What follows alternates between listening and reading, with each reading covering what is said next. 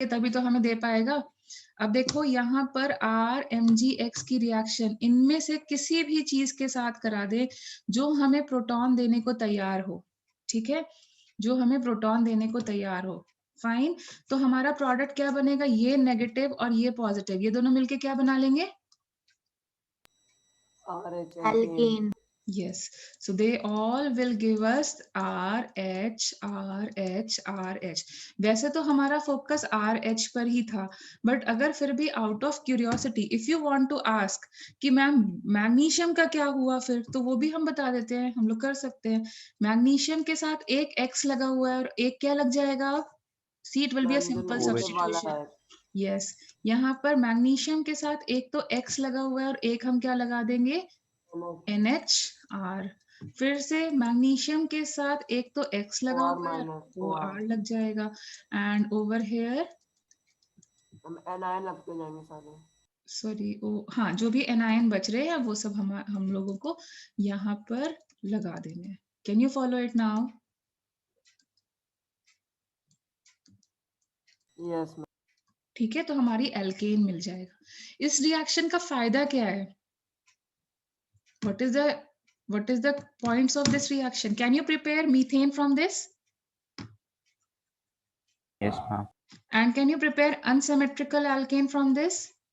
Yes ma'am. कुछ भी prepare करना चाहो हम प्रिपेयर कर सकते हैं, ठीक है।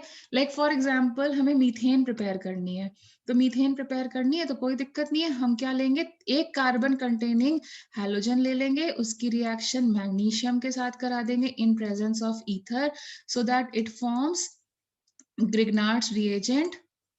बन गया ना ग्रिग्नार्ड्स रिएजेंट? Yes ma'am. तो अगर मीथेन चाहिए तो मिथाइल ले लो, इथेन चाहिए तो क्या लोगे, इथाइल। प्रोपेन चाहिए तो क्या लोगे, propyl. Propyl, and so on. और फिर कोई भी प्रोटॉन गिवर से इसकी रिएक्शन करा दो तो you will get CH4 plus MgOH and Cl। Can you follow this? Yes ma'am. Yes ma'am. Number of carbon atoms they remain same, तो जो भी हमें चाहिए हम उसी का एल्काइल ग्रुप यूज कर लेंगे। Alkane can be prepared. Butane चाहिए तो क्या ले लेंगे, ब्यूटाइल। ब्यूटाइल। ठीक है, इजी है। Yes ma'am. Number of carbon atoms remains same, okay. तो हमें एक्चुअली हर रिएक्शन की जो प्रॉपर्टीज है वो पता होनी चाहिए, क्योंकि क्वेश्चन जब ट्विस्ट करते हैं तो जब प्रॉपर्टीज पता होती है तो हमारा दिमाग उस डायरेक्शन में जा पाता है। Did you follow this much? Did you follow this yes much? Ma'am. So yes ma'am. Grignard's reagent, I am telling you, मतलब जब तुम स्कूल के लिए भी प्रिपेयर करते हो अगर, सो this is one of the important reaction, ठीक है, इससे बहुत क्वेश्चंस आते हैं। फिर इवन जो मैंने तुम्हें ये बताई, इस ये मतलब मैंने तुम्हें बोला था नेम रिएक्शंस को डायरेक्टली पूछ लेते हैं 2 या 3 मार्क्स में, तो कोलबेज इलेक्ट्रोलिसिस को नेम रिएक्शन में भी पूछ सकते हैं और वैसे भी पूछ सकते हैं कि मतलब हमें ये प्रोडक्ट प्रिपेयर करना है, ये भी एक one of the important reactions में से है, और वुड्स ऑफ फ्रैक्शनल तो है ही है। Can you follow this much so that I move ahead? Yes ma'am. अब एक लास्ट मेथड, फिर हमारा प्रिपरेशन खत्म और हम प्रॉपर्टीज पे चले जाएंगे। तो एक लास्ट मेथड क्या है, ये तुम्हारी शायद एनसीईआरटी बुक में नहीं दिया है, बट कई बार ये पूछ लेते हैं तो इसलिए मैं बता दे रही हूँ। आई एम नॉट श्योर कि ये बुक्स में दिया हुआ है कि नहीं। So this is called as Corey House synthesis method. Corey House synthesis मतलब जो हमारे कॉम्पिटेटिव एग्जाम है ना उसमें तो पूछ लेते हैं, आई डोंट रिमेम्बर कि तुम्हारी बुक्स में है या नहीं है। सो कोरे-हाउस सिंथेसिस का फायदा क्या है, जब हमें अनसिमेट्रिकल एल्केन प्रिपेयर करना है, अनसिमेट्रिकल एल्केन प्रिपेयर करना है, तो अनसिमेट्रिकल एल्केन एल्काइल हैलाइड से प्रिपेयर नहीं कर सकते ना। क्यों नहीं कर सकते? क्योंकि वुड्स ऑफ फ्रैंकलिन में डबल होता है और वहां प्रोडक्ट सिमेट्रिकल आता है, याद करो। Yes ma'am. ठीक है, हम नहीं कर पाते, बट हमारे को जबरदस्ती है, मतलब हमें प्रिपेयर करना ही है unsymmetrical alkane due to some reason, मतलब बहुत अर्जेंटली कुछ काम है, हमें प्रिपेयर करना ही करना है। तो अनसिमेट्रिकल एल्केन के लिए फ्रॉम एल्काइल हैलाइड हमारे पास 2 मेथड्स आते हैं। एक कौन सा हो गया, ग्रिग्नार्ड्स रिएजेंट से प्रिपेयर कर लो चाहे, देखो वहां पे भी हम अल्काइल हैलाइड यूज कर रहे हैं, Yes, ma'am. ठीक है। So you can say it is also method to prepare unsymmetrical alkane from alkyl halide. अगर हमें जरूरत ही पड़ रही है और हमें अर्जेंटली करना है तो इन दो मेथड्स को हम यूज कर सकते हैं। तो उसमें एक कोरे हाउस सिंथेसिस भी होता है। तो कोरे हाउस सिंथेसिस में हम लोग क्या करते हैं वो हम लोग कर लेते हैं। तो हम क्या करते हैं इसमें, हम क्या करते हैं जो भी एल्काइल हैलाइड हमें चाहिए हम यूज करते हैं, उसकी रिएक्शन लिथियम के साथ कराते हैं। और फिर से देखो लिथियम बहुत रिएक्टिव है तो इसलिए हम लोग ईथर डाल देंगे। ईथर क्या करेगा, उसकी एटमॉस्फेयर से रिएक्शन, एयर के साथ रिएक्शन को बंद कर देगा। तो हमारे पास क्या प्रोडक्ट आएगा, जस्ट लाइक यू डिड, इस टाइप का आएगा, चेक करो। फिर हम लोग क्या करेंगे, ये जो RLi बना है इसकी रिएक्शन कॉपर आयोडाइड से करा देते हैं। तो कॉपर आयोडाइड से करने पर क्या बनता है, हमारे पास आता है this plus lithium iodide, and इसको हम लोग क्या बोल सकते हैं, lithium di alkyl cuprate. Can I call it like this, but this is the name of the salt.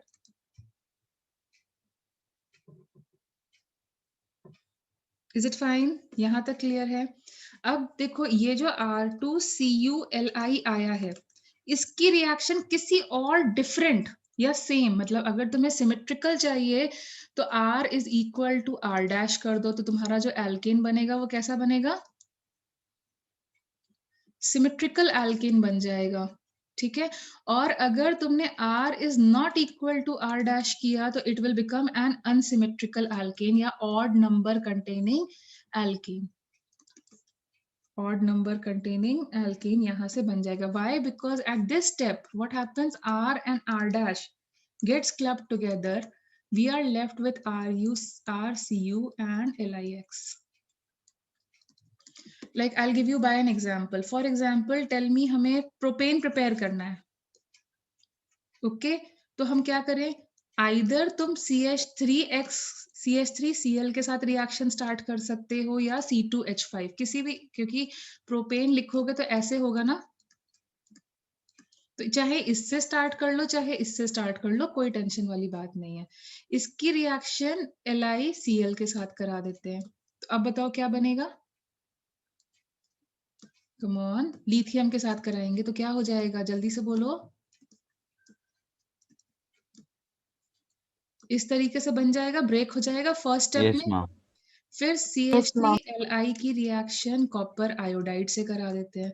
तो कॉपर आयोडाइड से करने पर क्या हो जाएगा, डाई एल्काइल क्यूप्रेट सॉल्ट बनाना है। तो ये क्या हो जाएगा, CH3Li 2 टाइम्स, मतलब यहाँ 2 मोल्स हम लेंगे, एंड Cu, ये इस वे में कन्वर्ट हो जाएगा, देखो ठीक है। अब CH3 देखो ये पार्ट मेरे पास आ गया, अब मुझे क्या ऐड करना है, C2H5। See, I have CH3 with me. What is needed to be added? क्या add- C2H5. तो हम एक C2H5Br ले आते हैं ताकि ये दोनों आपस में क्लब हो जाए। एक दो पार्ट्स, अनइक्वल पार्ट्स में से एक बारी एक पार्ट यहाँ लाए और एक पार्ट यहाँ लाए, तो ये क्लब हो जाएंगे आपस में, and I will get an unsymmetrical alkene.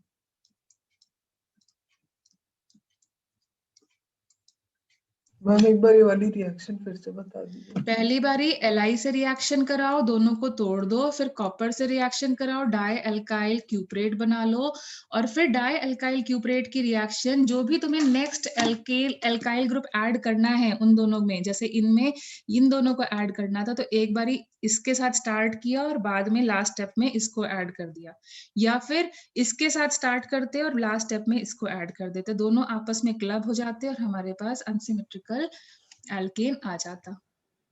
आपने यहाँ ब्रोमीन यूज किया, हम लोग कोई और भी यूज कोई भी यूज कर सकते हो, ये तो X लिखा हुआ है ना, मैंने इसलिए यूज किया क्योंकि हम क्लोरीन ऑलरेडी यूज कर चुके थे, आयोडीन ऑलरेडी यूज कर चुके थे, तो मैं तुम्हें बताना चाहती थी तुम कोई भी हैलोजन यूज कर सकते हो, ठीक है। Can you get it? Ma'am, Yes, can ma'am. you please switch to the previous slide? This one, Yes.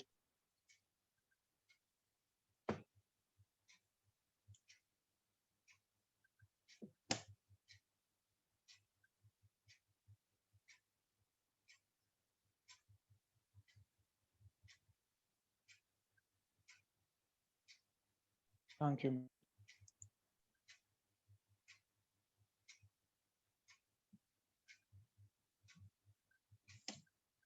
ठीक है, अभी करें फिर?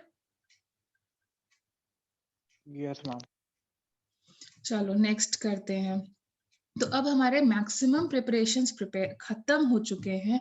अब तुम इससे रिलेटेड जो भी क्वेश्चंस हैं वो तुम कर लो सकते हो।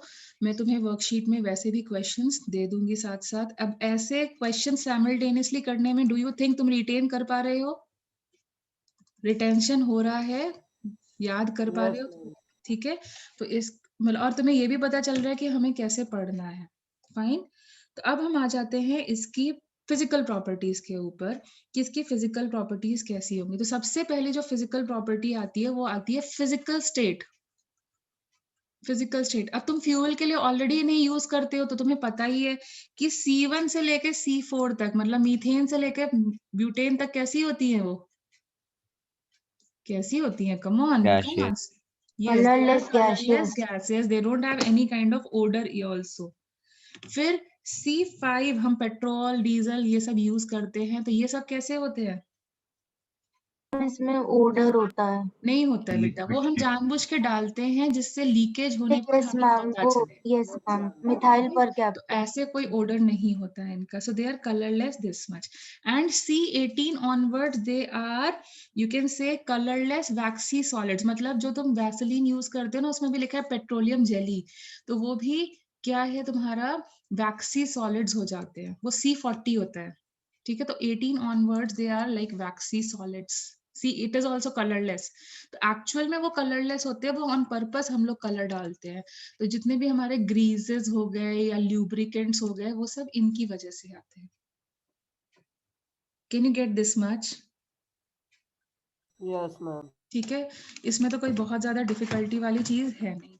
अब हम आते हैं दूसरी चीज के ऊपर, बॉइलिंग पॉइंट के ऊपर। तो तुम्हें खुद से ही दिख रहा होगा कि जैसे जैसे हम कार्बन का नंबर बढ़ा रहे हैं हमारा बॉइलिंग पॉइंट क्या हो रहा है? From liquid gas to liquid to solid. What do you think for boiling point? Increasing. Yes. So can I say number of carbon atom increases the boiling point? Can we write like this?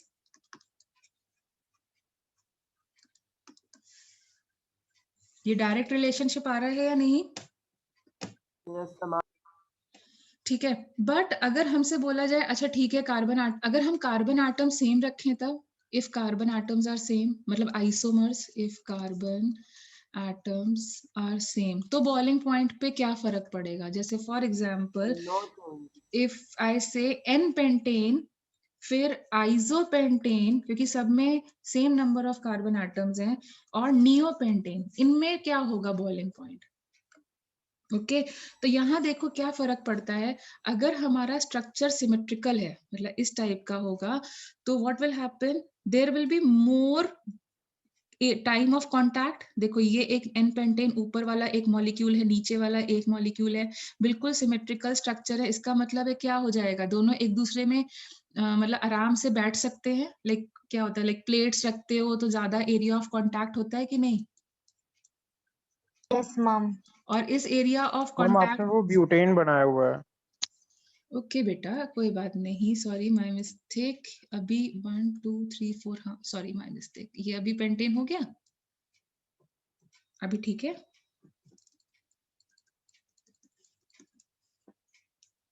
Is it fine now? अब तुमने बताया तो Yes, दो, ma'am. ठीक है। Yes so what ma'am. Happens, more area of contact, और you can से यहाँ अनएक्सप्लेन्ड फोर्सेस जिनको हम वैन डर वाल फोर्सेस बोलते हैं, वो लग रहे हैं ज्यादा। अगर ज्यादा वैन डर वाल फोर्सेस है तो तुम्हें कम एनर्जी लगानी पड़ेगी या ज्यादा एनर्जी लगानी पड़ेगी उन्हें सेपरेट करने के लिए? ज्यादा ज्यादा एनर्जी लगानी एनर्जी। पड़ेगी। ज्यादा एनर्जी। तो यहाँ पे बॉइलिंग पॉइंट क्या हो जाना है एन पेंटेन का? इंक्रीज हो जाएगा। इंक्रीज हो जाएगा एज कंपेयर टू व्हाट? बाकी आइसो एंड नियो पेंटेन के Yes. कंपैरिजन। यहाँ पर देखो नियो में क्या होगा, एरिया ऑफ कांटेक्ट जो होगा वो कंपैरेटिवली कम होगा, क्योंकि ये दोनों तो आपस में टच नहीं कर पाएंगे, सिर्फ ये कर पाएंगे थोड़ा सा टच। और यहाँ पर देखो ये एकदम स्फेरिकल स्ट्रक्चर है, तो जो दूसरा पड़ोसी आएगा वो भी ऐसा स्फेरिकल आएगा, और इनके बीच में एरिया ऑफ कांटेक्ट मिनिमम होगा।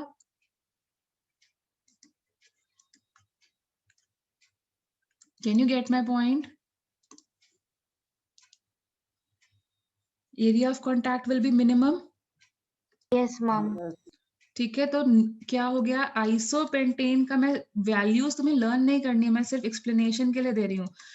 इसका जो बॉइलिंग पॉइंट है वो 301 केल्विन होता है, और ये जो है नियो का जो नियोपेंटेन का बॉइलिंग पॉइंट है वो होता है 282.5 kelvin. What does this mean? More branching means less boiling point, Yes, ma'am. and what is the reason?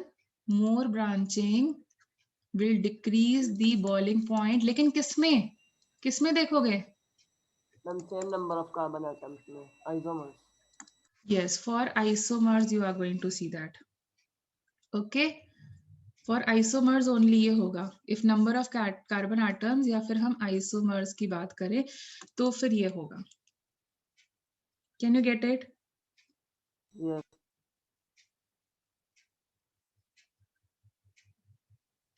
Fine. Yes, ma'am.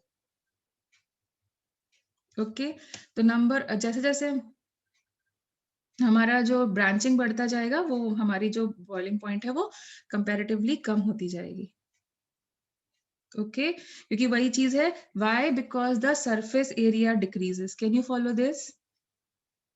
Yes, van ma'am. Der Waals forces also decreases. Okay, so पहले हम चीज क्या देखेंगे, हमारे carbon atoms ज्यादा मतलब boiling point ज्यादा, अगर हमारे कार्बन एटम्स सेम है तो हम देखेंगे कितनी ज्यादा ब्रांचिंग है, अगर ब्रांचिंग ज्यादा है तो हमारा बॉइलिंग पॉइंट कम हो जाएगा। दो चीजें देखनी है इसमें। Will you be able to do it? Yes, ma'am. ठीक है, अब थर्ड पॉइंट पे आते हैं, मेल्टिंग पॉइंट पे।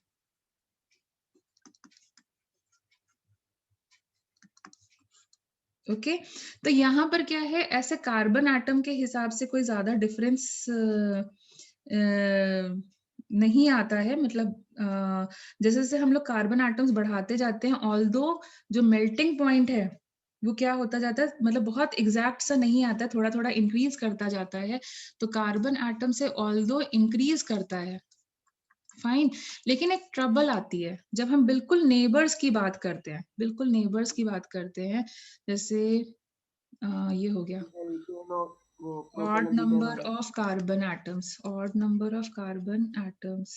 Okay, so even number of, जो अगर सैमल्टेनियस मतलब C4 और C5 को कंपेयर करें, C3 और C2 को कंपेयर करें, तो odd number of carbon atom and even number of carbon atoms. So even number of carbon atoms have higher melting point than their next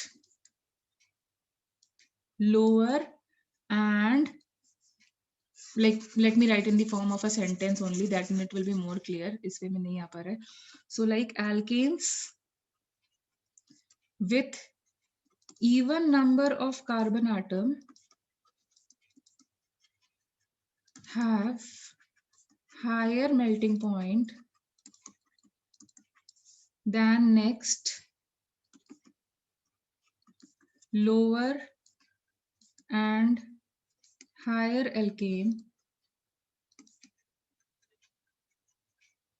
having odd number of carbon atoms. ठीक है, तो भाई scientist confuse हो गए कि ऐसा क्यों हो रहा है, तो उन्होंने उसका एक रीजन दिया, इसका एक रीजन दिया। इसका रीजन क्या दिया, लाइक फॉर एग्जांपल मैं तुम्हें बताऊं, मीथेन, मैं डेटा दे रही हूँ लेकिन तुम्हें ये डेटा काम का नहीं है, ठीक है, इसको नहीं देखना है। सो ये ज्यादा हमारे काम का नहीं है। जैसे अगर हम इनको कंपेयर करें C3H8, तो ये इसका जो मेल्टिंग पॉइंट है 101.0, ये इन दोनों से ज्यादा है। That is what I meant by this line. जो उससे एक ज्यादा या उससे कम, एक कम वाला जो ऑड नंबर वाला एल्केन है, इवन नंबर का उसका जो मेल्टिंग पॉइंट है वो उन दोनों से ज्यादा आएगा। मतलब समझ में आया अभी? Yes, ma'am. मतलब यहाँ जो मीथेन का मेल्टिंग पॉइंट है वो चाहे कम पे जाओ चाहे ज्यादा पे जाओ, इवन वाले का अपने से एक कम पे और एक ज्यादा से भी ज्यादा आएगा। Can you follow this thing? Yes, ma'am. Shall I Yes, give you one more example in this case if you're feeling confused? Ma'am, Yes. Ma'am वो इथेन वाला समझ में आ गया, लेकिन जो आपने प्रोपेन का लिखा है हाँ, वो मीथेन मैम मीथेन से ज्यादा होगा, मतलब कम होगा। क्या चीज? आपने प्रोपेन प्रोपेन का का मेल्टिंग मेल्टिंग पॉइंट कम पॉइंट लिखा है ना। हाँ, तो बेटा मेल्टिंग पॉइंट तो कम होता ही है। सॉरी माय मिस्टेक, यहाँ पे मैं उसके लिए बता रही थी, यहाँ पे ये कम होता ही है ना, तभी तो वो सॉलिड में कन्वर्ट होता जा रहा है। That is why it is converting into solids, no? Yes ma'am. Yes ma'am. ठीक है, तो जैसे for example I give you one more, जैसे अगर हम कंपेयर करें तो जो ब्यूटेन का जो मेल्टिंग पॉइंट है C4H10 वो क्या होगा? C5H12 वो प्रोपेन और पेंटेन से हाँ, ज्यादा होगा। अभी मेरी बात समझ में आई? तो अगर हम इसको देखें तो it is somewhere around this and it is higher than propane as well as from pentane. Ma'am, is it necessary that it is also higher than ethane? थोड़ा सा तो रहेगा ही.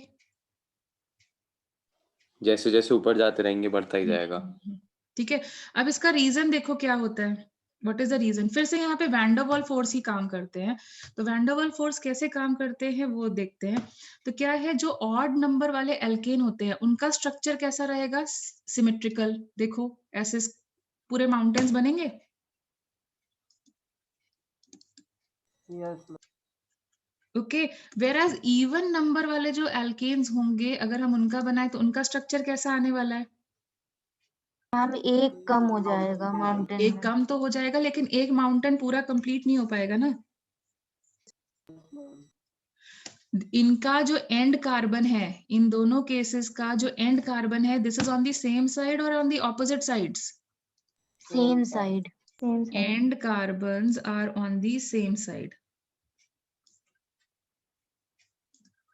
Okay, whereas in case of even number, what is happening? The end carbons are on the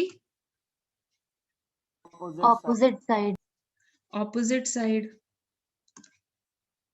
Okay, so what happens कि तुम्हें क्या लगता है किसमें ज्यादा फोर्स ऑफ अट्रैक्शन लग जाएगा? इसमें क्या होता है, जब दूसरा वाला मॉलिक्यूल आता है, इसमें जब दूसरा वाला मॉलिक्यूल आता है इसके पास में, तो जब दूसरा वाला मॉलिक्यूल आता है तो वो कैसे अटैच करता है? वो अपने आप को ऐसे करने लगता है. तो यहाँ पर मोर एरिया ऑफ कॉन्टैक्ट और नॉट? See, yes ma'am. ठीक है, यहाँ पे जब इसका दूसरा भाई आया तो वो ऐसे अटैच करने लग गया. सो दोनों साइड से वो क्या करेगा, अपने दूसरे दो पड़ोसियों को आराम से अटैच करेगा कि नहीं करेगा? वेयर एज जब इसका ब्रदर आएगा तो क्या हो जाएगा, सिर्फ इतना एरिया ऑफ कॉन्टैक्ट आएगा.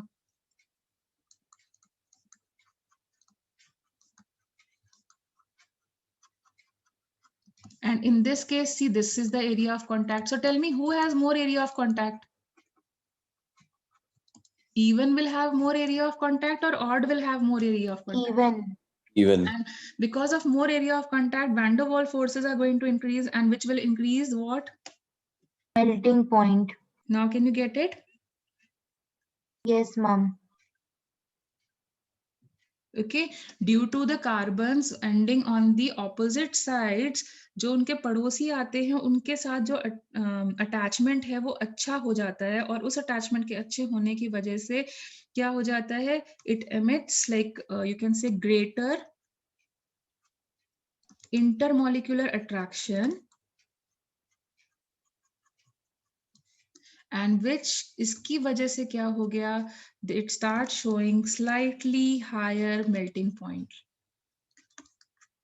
Can you follow now? Why even number have higher melting points? Yes, ma'am. Ma'am. ठीक है, तो इससे क्वेश्चंस आ जाते हैं, वो तुम्हें देखने पड़ेंगे. नेक्स्ट पॉइंट, अब जो भी होगा नंबर देख लेना.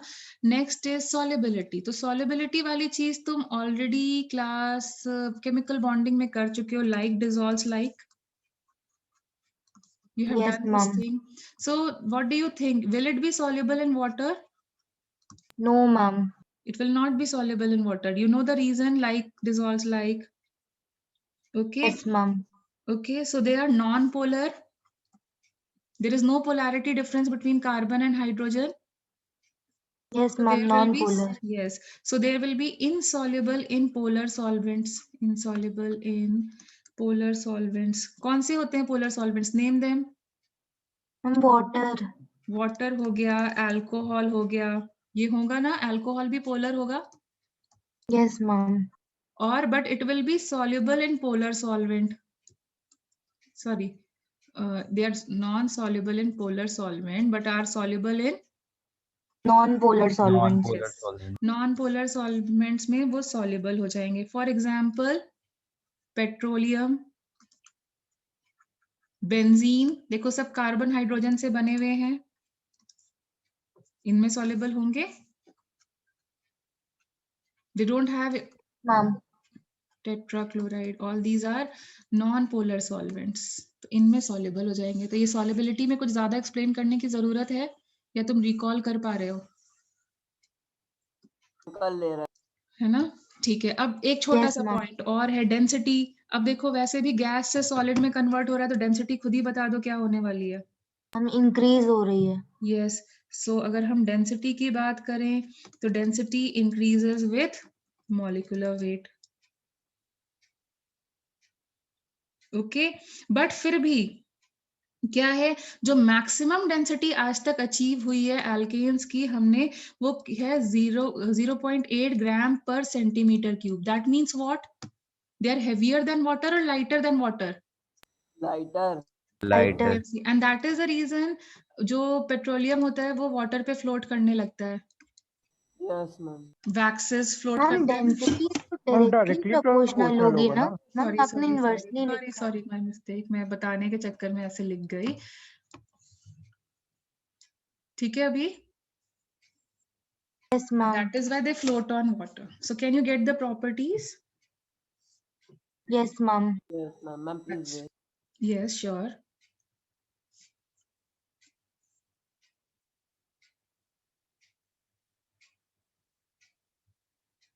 Thank you. ठीक है. So let's move to the next one. तो अब केमिकल प्रॉपर्टीज के बाद हमारे पास, सॉरी फिजिकल प्रॉपर्टीज के बाद हमारे पास आती हैं केमिकल प्रॉपर्टीज. ठीक है. तो अब यहाँ हमें जीओसी यूज करना पड़ता है. जो हमने जीओसी बेसिक्स पढ़े थे ना ऑर्गेनिक के, तो उनका अब यूसेज तुम्हें यहाँ पर समझ में आएगा. क्यों पढ़ा था, क्या रीजन था, यहाँ पर समझ में आएगा. तो देखो, अगर हमारा कंपाउंड, जब हम इसमें पढ़ते हैं तो हमारी किस टाइप की रिएक्शन होती है. अगर हमारा कंपाउंड अनसैचुरेटेड होता है तो वो किस में कन्वर्ट होने की टेंडेंसी रखता है? किसमें कन्वर्ट होने की टेंडेंसी? Saturated. और वो कैसे होता है? एडिशन रिएक्शन से. चाहे Addition addition of reaction. Hydrogen हो, चाहे एडिशन ऑफ वाटर हो, कुछ भी ऐड करेगा तो वो एडिशन रिएक्शन शो करता है. बट क्या in case of alkenes this reaction will happen? Because हम एल्केन्स पढ़ No, रहे हैं. ma'am. They So are in already this case, saturated. yes, in the case of alkanes, will this reaction take place? No, it will not take place. Can you get my point? ये एक type Yes, की ma'am. Reaction होती है, addition reaction. तो यहाँ पर addition reaction नहीं हो सकती. फिर एक होता है सब्स्टिट्यूशन रिएक्शन. तो सब्स्टिट्यूशन रिएक्शन क्या होती है? 2-3 तरीके की होती हैं. एक होता है इलेक्ट्रोफिलिक सब्स्टिट्यूशन. इलेक्ट्रोफिलिक सब्स्टिट्यूशन का मतलब क्या होता है? जब इलेक्ट्रोफाइल आकर के हमें अटैक करे. इलेक्ट्रोफाइल कौन होता है? Electron loving species that have deficiency of electrons. Yes. तो इलेक्ट्रॉन, तो हमारे पास क्या होना चाहिए? एक्सेस ऑफ इलेक्ट्रॉन होना चाहिए, तभी तो हमारे पास कोई इलेक्ट्रोफिलिक स्पीशी आके अटैक करेगी. Yes, ma'am. और एक्सेस ऑफ इलेक्ट्रॉन किसकी वजह से होता है? लोन पेयर की वजह Lone से. pair. हमारे पास क्या लोन पेयर है? No, ma'am. नहीं है. No, तो ये ma'am. रिएक्शन हो सकती है क्या, इलेक्ट्रोफिलिक No, सब्स्टिट्यूशन? ma'am. अच्छा, फिर होता है एक न्यूक्लियोफिलिक सब्स्टिट्यूशन. ये सब हम बाद में करेंगे. ठीक है. तो न्यूक्लियोफिलिक सब्स्टिट्यूशन क्या पॉसिबल है? न्यूक्लियोफिलिक सब्स्टिट्यूशन तब होगा जब हमारे पास लैक ऑफ इलेक्ट्रॉन्स हो या वेकेंट ऑर्बिटल हो. क्या हमारे पास ये है? No ma'am. तो ये भी नहीं हो पाएगा. तो एल्केन्स जो होते हैं वो क्या होते हैं? बहुत ही लेस रिएक्टिव होते हैं, लो रिएक्टिविटी वाले सब्सटेंसेस होते हैं, क्योंकि मेजरली ये रिएक्शंस होती हैं और इनके पास कुछ भी नहीं है ना. वो अनसैचुरेटेड है ना, उनके पास बहुत ज्यादा मतलब इलेक्ट्रोफिलिक स्पीशी को अटैक करने की कोई चीज है ना, उनके पास न्यूक्लियोफिलिक सब्सटेंस को अटैक करने की चीज है. So that is the reason alkenes are reactive और unreactive. Tell me. Reactive. Unreactive. Yes, alkanes being a saturated compounds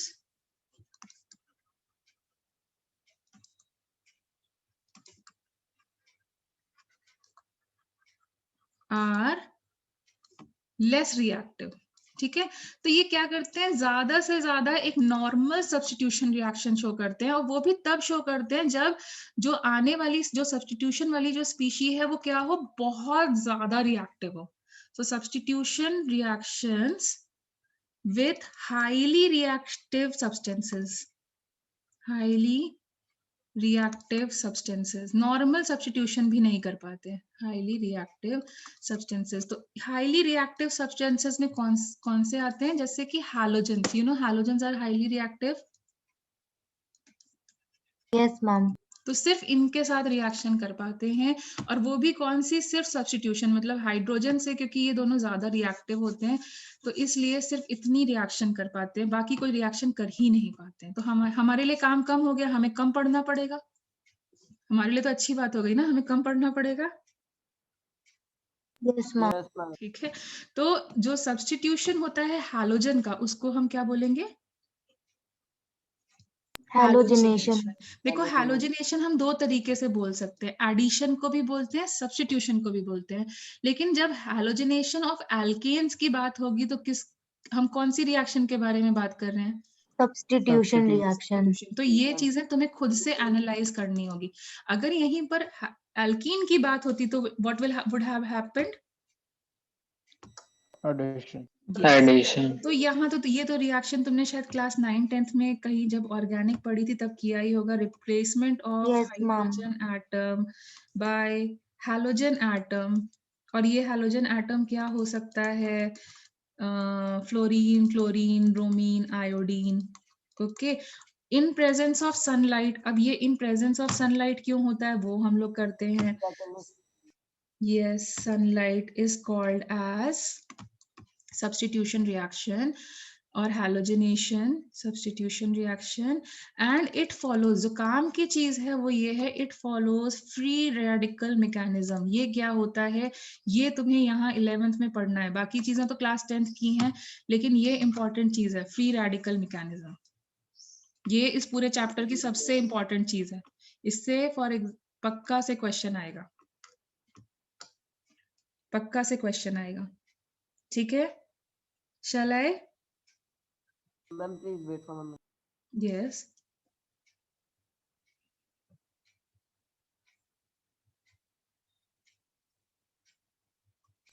Thank you, ma'am. ठीक है, सो देखो तुमने किया ही है कि जब तक हाइड्रोजन रहेगा तब तक हम लोग रिप्लेस करते जाएंगे एंड ये किस में कन्वर्ट हो जाएगा, CH3Cl में। अभी भी हाइड्रोजन है मेरे पास तो फिर से रिप्लेस कर देंगे, ये इसमें कन्वर्ट हो जाएगा, फिर से अभी भी हाइड्रोजन है मेरे पास तो हम फिर से रिप्लेस कर देंगे। इसको क्या बोलते हैं, Chloroform. क्लोरोफॉर्म। देन उसके बाद में अभी भी हाइड्रोजन है मेरे पास में तो हम फिर से रिप्लेस कर देंगे एंड आई विल कन्वर्ट। अब स्टॉप हो जाएंगे, अब हमारे पास ऑप्शन ही नहीं है करने को। ठीक है, ये क्या हो गया, ये क्लोरीनेशन हो गया। सिमिलरली ब्रोमिनेशन भी क्या होता है, कर सकते हैं ना ब्रोमिनेशन, Bromine add होता रहता है. but because fluorine is highly reactive, chlorine is less reactive, bromine is less reactive and iodine is least reactive. This is the reactivity order.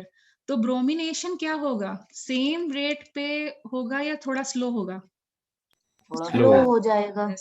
तो ब्रोमिनेशन इस मतलब प्रोडक्ट सेम बनते हैं but it is relatively slow, relatively chlorination से slow आएगा। बस इसी type के क्वेश्चंस आते हैं, रिलेटिवली स्लो दैन क्लोरीनेशन। ठीक है, और स्लो होने की वजह से हमें थोड़ा सा ज्यादा टेम्परेचर देना पड़ता है अगर हमें ब्रोमिनेशन करना है। फ्लोरीनेशन हम लोग जनरली नहीं पढ़ते हैं, why, because it is an explosive thing, इतना हाईली रिएक्टिव होता है कि एक्सप्लोजिव हो जाता है। और आयोडोनेशन सबसे स्लोएस्ट होता है, और उसका रीजन क्या होता है, जब हमारा जो प्रोडक्ट बनता है आयोडीन का, जो रिएक्शन क्या होती है वो रिवर्सिबल हो जाती है। तो it will give you CH3I plus HI, फिर वो वापस मीथेन में कन्वर्ट हो जाएगी। तो इस रिएक्शन को स्टॉप करने के लिए, to stop this reversible thing, हम क्या करते हैं, जब भी हमें आयोडोनेशन कराना होता है तो हमें याद रखना है हमें कैटलिस्ट डालना पड़ता है, जैसे HiO3 या फिर H3PO4, क्योंकि ये दोनों क्या करेंगे, they will again form water and I2। तो टेल मी, हमने पढ़ा था ना इफ ली चार्टलियर्स प्रिंसिपल में अगर हमारा प्रोडक्ट यूज हो जाए तो reaction will move in which direction? Forward. Forward. और प्लस देखो फॉरवर्ड तो मूव करेगी प्लस I2 बन रहा है, मतलब रिएक्टेंट अगर हम इंक्रीज कर दें तो फिर क्या हो जाएगा? फॉरवर्ड। तो दोनों वे में हेल्प करेगा। Yes ma'am. ठीक है, तो दो चीजें ध्यान रखनी है। फ्लोरिनेशन नहीं पढ़ते हैं, क्यों? क्योंकि बहुत ज्यादा एक्सप्लोजिव होता है। उसकी एक्सप्लोजिविटी को कम करने के लिए हम लोग कुछ इनर्ट सब्सटेंसेस डालते हैं, जैसे कि मरकरी, मरकरी इनर्ट हो जाता है थोड़ा सा, या AgF, ऐसी कुछ इनर्ट सब्सटेंसेस डालते हैं ताकि एक्सप्लोजिव नेचर कम हो जाए। और आयोडीन इतना स्लो होता है, और उसका रीजन भी समझ में आया, क्योंकि रिएक्शन रिवर्स जाती है, तो हम एक कैटलिस्ट यूज करते हैं।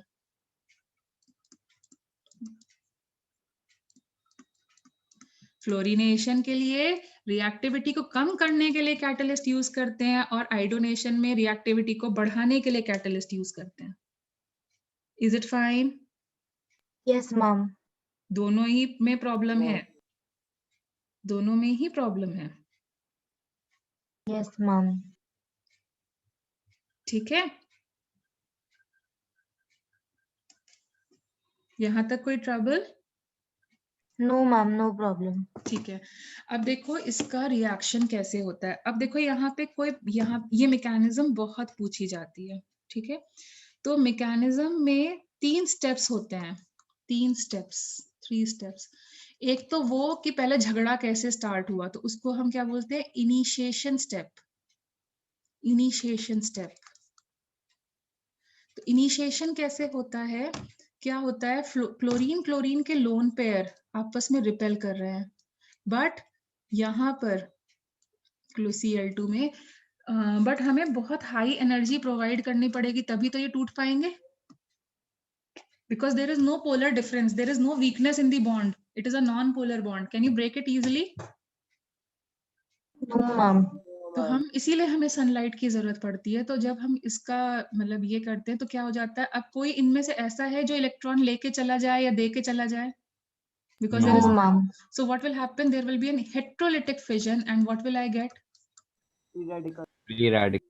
Heterolytic fission. मैम होमोलिटिक होगा। Sorry, homolytic fission. मैं होमोलिटिक ही बोलना चाह रही थी, बट मैं ये बोलना चाहती हेट्रोलिटिक नहीं होगा, होमोलिटिक होगा, सॉरी। ठीक है, so there will be an homolytic fission. Can you follow my point? Yes ma'am. Similarly, methane या एल्केन्स का कुछ भी लें, क्या उसका कोई बॉन्ड इजीली टूट सकता है? नो मैम, ये नहीं भी टूट नॉन सकता। पोलर है और Yes, because they are also non-polar, so they will also generate free radicals. Again an homolytic fission thing will happen, क्योंकि कुछ है ही नहीं, इसी वजह से तो वो लेस रिएक्टिव सब्सटेंसेस में जा रहे हैं। ठीक है, अच्छा, let us join after 5 minutes, क्योंकि ये नया चीज है, थोड़ा टाइम लगेगा, तो 5 मिनट का ब्रेक लो, फिर ज्वाइन करते हैं। Is it fine? यस बस Yes, ये ma'am. इंपॉर्टेंट चीज है, फिर कुछ नहीं बचा है इस चैप्टर में। ठीक है, थैंक यू।